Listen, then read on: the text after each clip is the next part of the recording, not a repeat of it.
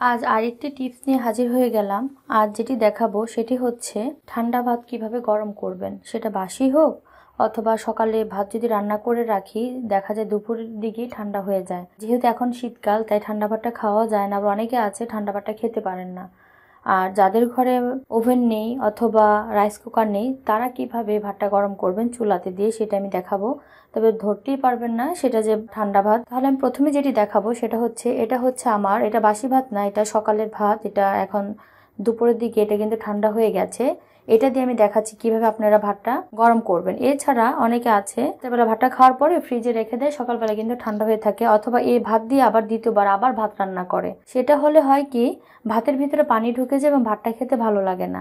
আমি কয়েকটা পদ্ধতিতে দেখাবো। সেটা হচ্ছে আমরা যখন চুলাটা ধরিয়ে দিব অল্প আঁচে ভাতটাকে আগে ঝরঝরা করে নিতে হবে, অর্থাৎ চামচ দিয়ে এভাবে করে যদি ভাতের মধ্যে বড় চাকা থাকে সেটা ভেঙে ঝরঝরা করে দিতে হবে। তারপরে ভাতের এই মধ্যে জায়গাটা একটু ফাঁক করে দিতে হবে। ফাঁক করে দিয়ে মধ্যের জায়গায় অল্প একটু পানি দিয়ে দিতে হবে, অর্থাৎ ভাতের আন্দাজ বুঝে পানিটা দিতে হবে। এবং চুলার আঁচটা কিন্তু একেবারেই কম থাকবে চুলার আঁচটা। তারপরে ভাতটাকে সুন্দর করে আবার ঢেকে দিয়ে আমরা ঢাকনা দিয়ে ঢেকে দেব।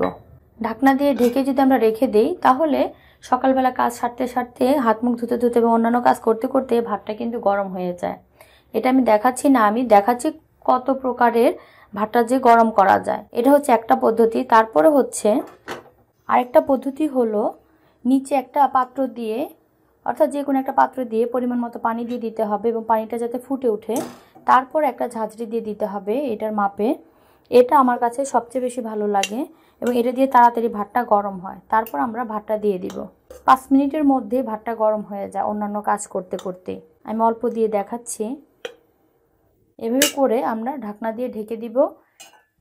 ভাত যদি অল্প হয় তাহলে 3-4 মিনিটই হয়ে যায়, আর ভাতের পরিমাণ বেশি হলে 5 থেকে 7 মিনিট লাগতে পারে। তাহলে আমি দেখাচ্ছি।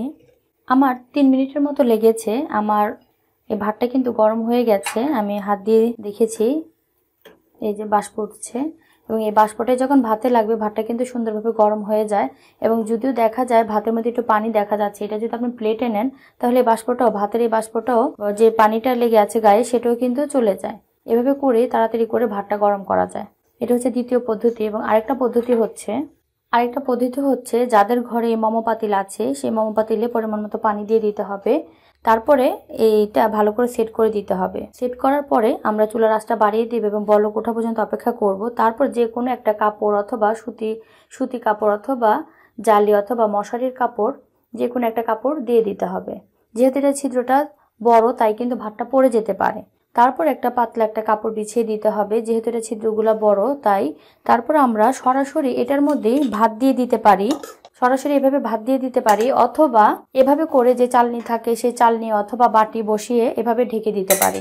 ছোট বাটি হলে ভালো হয়, তাহলে এভাবে করে দিতে পারি। অথবা তাড়াতাড়ি গরম হবে যদি আমরা সরাসরি ভাতটা এভাবে এটার উপরে দিয়ে দিই।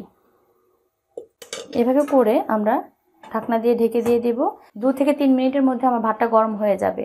এছাড়া আরেকটা পদ্ধতি হলো পাত্রের মধ্যে ফয়েল পেপার ভালো করে মুড়িয়ে দিয়ে ছোট ছোট করে ছিদ্র করে তারপরে সেটার উপরে কিন্তু ভাত দেওয়া যায়, এরকম ছিদ্র করে মোমো পাতিলের মতো।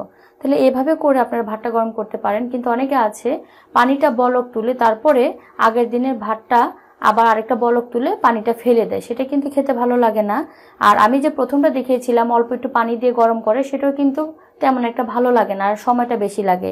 আবার অনেকে আছে কড়াইতেও গরম করে খায়, সেটাও ভালো লাগে না। তবে এই 2 পদ্ধতিটা, যেটা হচ্ছে এই চালনি দিয়ে গরম করলাম সেটা আর হচ্ছে মোমো পাতিলেরটা, এই দুটাই কিন্তু সবচেয়ে ভালো। ভাত খেলে একটু বোঝা যায় না। আমি দেখাচ্ছি, এই যে বাষ্প উঠছে এবং এটা কিন্তু পুরা নতুন ভাতের মতোই কিন্তু লাগে খেতে।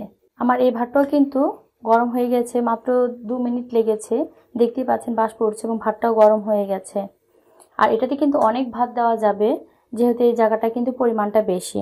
তাহলে দর্শক, এই ছিল আজকে আমার কিভাবে অল্প সময়ে ভাতটা গরম করা যায়। অনেকে আছে ঠান্ডা ভাতটা খেতে পারে না, তাদের জন্য আমার এই টিপসটা দেওয়া। আর আমার এই টিপসটা যদি ভালো লেগে থাকে তাহলে অবশ্যই একটা লাইক দিবেন, শেয়ার করবেন এবং চ্যানেলকে সাবস্ক্রাইব করবেন।